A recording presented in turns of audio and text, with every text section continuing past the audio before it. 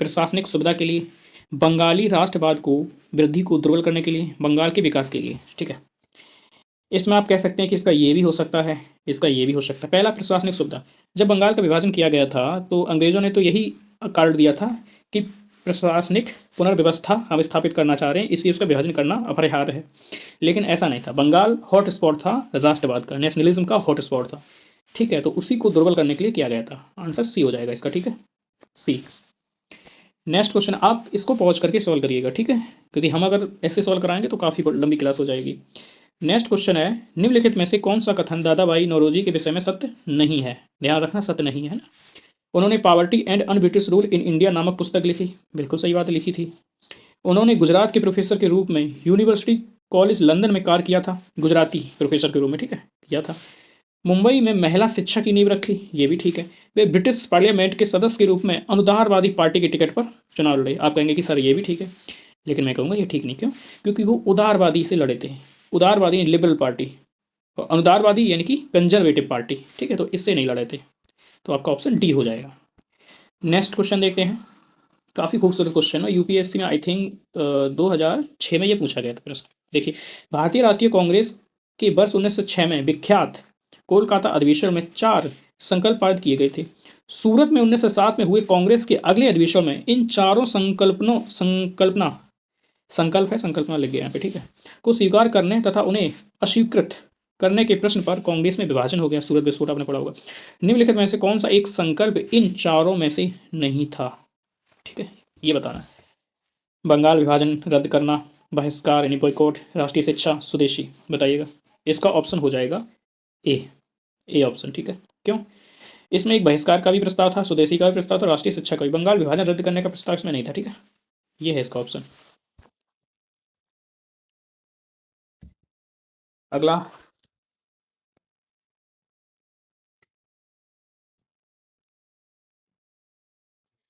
अगला क्वेश्चन काफी सुंदर है। मुसलमान यदि खुश हैं और संतुष्ट हैं तो भारत में ब्रिटिश शक्ति का महत्तम बचाव होगा। मतलब मुसलमान खुश हैं, संतुष्ट हैं, तो भारत में ब्रिटिश शक्ति हमेशा बनी रहेगी, ठीक है, उसकी सुरक्षा होती रहेगी।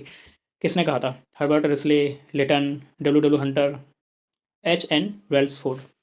इसका ऑप्शन हो जाएगा 3, ठीक है। विलियम हंटर नाम था, विलियम हंटर। इसने इंडियन इंडियन मुस्लिम नामक एक पुस्तक लिखी थी। उसमें इसने कहा था कि मुसलमानों को अगर खुश रखना है, अगर मतलब कि जो ब्रिटिश शासन के विरुद्ध जो नेशनल मूवमेंट चल रहा है उसको अगर कमज़ोर करना है तो मुसलमानों को अपने पक्ष में रखना पड़ेगा। इसी को ध्यान में रखते हुए डिवाइड एंड रूल जो पॉलिसी थी वो आई थी। मार्लियामेंटो आएगा, बंगाल का विभाजन होगा। नेक्स्ट क्वेश्चन देखते हैं, आज की क्लास का अंतिम क्वेश्चन है। 1905 में कर्जन द्वारा किया गया बंगाल का विभाजन कब तक लागू बना रहा? प्रथम विश्व युद्ध तक, जिसमें अंग्रेजों का भारतीय सैनिकों की आवश्यकता पड़ी और विभाजन समाप्त किया गया। सम्राट जॉर्ज पंचम द्वारा दिल्ली में 1911 की शाही दरबार में कर्जन के अधिनियम को निराश्रित किए जाने तक, यानी कि निरस्त किए जाने तक। महात्मा गांधी द्वारा सविनय अवज्ञा आंदोलन प्रारंभ करने तक। भारत के 1947 में हुए विभाजन तक, जब पूर्वी बंगाल पूर्वी पाकिस्तान बन गया। इसका ऑप्शन हो जाएगा आपका 2, ठीक है। 1911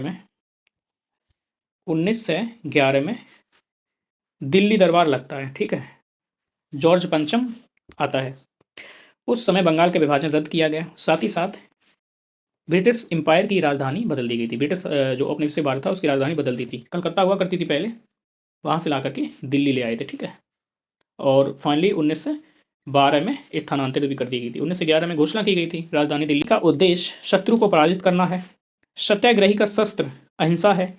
सत्याग्रही को अपने संकल्प में दृढ़ विश्वास होना चाहिए। सत्याग्रही को विरोधियों के प्रति दुर्भाव नहीं रखना चाहिए, ठीक है। आपके बी सी डी तो सही है, आपका ए गलत है, यही हो जाएगा आपका। गांधी जी के कहते हैं सत्य और अहिंसा एक सत्याग्रही के 2 हथियार होते हैं, सत्य और अहिंसा, ठीक है। वो कहते हैं कि शत्रु को हमें पराजित नहीं करना है, क्योंकि शत्रु को अगर आप पराजित करेंगे तो आपका हमेशा शत्रु बना रहेगा। हमें शत्रु को जीतना है, ठीक है। क्योंकि एक जिसे आप पराजित करते हैं वो और जिसे आप जीतते हैं वो दोनों अंतर समझिए। अगर आपने अपने शत्रु को पराजित कर दिया तो ठीक है, इस समय आपने उसको हरा दिया, लेकिन कल को जब वो मजबूत जरा भी होगा तो वो बदला लेगा आपसे, कोशिश करेगा, ठीक है। हो सकता है वो सफल भी हो जाए, लेकिन आपने शत्रु को जीत लिया तो नैतिक रूप से हमेशा आपसे हार जाएगा, फिर वो आपसे लड़ने का या शत्रुता का कोई ख्याल भी नहीं रखेगा, हमेशा के लिए शत्रुता खत्म हो जाएगी। तो शत्रु को पराजित करना नेगेटिव सेंस में होता है और शत्रु को जीतना पॉजिटिव सेंस में होता है। तो हम सभी लोगों को अपने जीवन में यही करना चाहिए, प्रयास करना चाहिए कि शत्रु को जीतें, ना कि पराजित करें। जीतना एक महान गुण है, एक महान सोच है। चलिए, ये सैद्धांतिक बातें होती रहेंगी, बाद में क्वेश्चन देखते हैं, मेन एजेंडा देखते हैं। दूसरा क्वेश्चन देखिए, महात्मा गांधी ने कहा था कि उनकी कुछ सबसे गहन धारणाएं अनटू दिस लास्ट नामक पुस्तक में प्रतिबिंबित होती हैं। इस पुस्तक ने उनके जीवन को बदल डाला। इस पुस्तक का वह संदेश क्या था जिसने महात्मा गांधी को बदल डाला? सुशिक्षित व्यक्ति का यह नैतिक दायित्व है कि वे शोषितों और निर्धनों का उत्थान करे। व्यक्ति का कल्याण सबके कल्याण में निहित है। उच्च जीवन के लिए ब्रह्मचर्य तथा आध्यात्मिक चिंतन अनिवार्य है। इस संदर्भ में सभी उपर्युक्त ए, बी तथा सी कथन सही है। बताइए, आप पॉज करिए और फिर सॉल्व कर सकते हैं। चलिए सॉल्व करते हैं हम।